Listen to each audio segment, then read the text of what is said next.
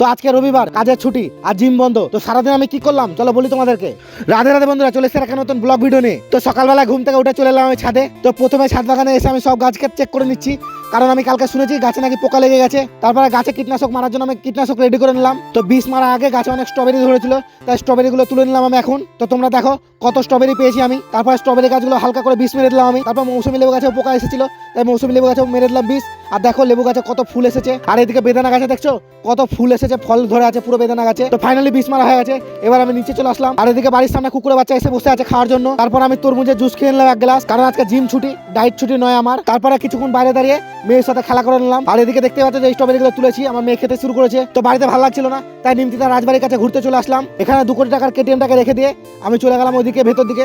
আর এই যে রাজবাড়িটা দেখছো সবসময় ভিড় লেগে আছে, এখানে একজন সিনেমা শুটিং করছে। আর এদিকে কত পাবলিক মন দিয়ে দেখছে শুটিং। তো ওদের দেখে আমিও হালকা করে শুটিং দেখতে শুরু করে দিলাম। আর এদিকে দেখো রাজবাড়ির সামনে পুরো সবজি বাগান হয়ে আছে, কত সুন্দর লাগছে দেখতে জায়গাটা। তারপরে চলে এলাম পিছন সাইডে এক জায়গা ভেঙে গেছে, সেই জায়গাটা ভাঙা দেখতে। তো এই ছেলেগুলোকে মোবাইল ধরে দিয়ে আমি একটু ভিডিও শুট করে নিলাম। তো এই ছেলেরা আছে ক্যামেরাম্যান আমার। তারপর আবার বেরিয়ে চলে এলাম আমার 2 কোটি কেটিএম এর কাছে। তারপর কেটিএম এর উপর চেপে বসলাম, আর এখন চলে এসেছি সায়নদার দোকান। তো সবাই জানে আমি এখানে আড্ডা মারবো। তো আজকে ভিডিও এখানে শেষ করছি। ভিডিও ভালো লাগলে লাইক কমেন্ট শেয়ার করে দাও। দেখাবো অন্য একটা ব্লগের। টাটা।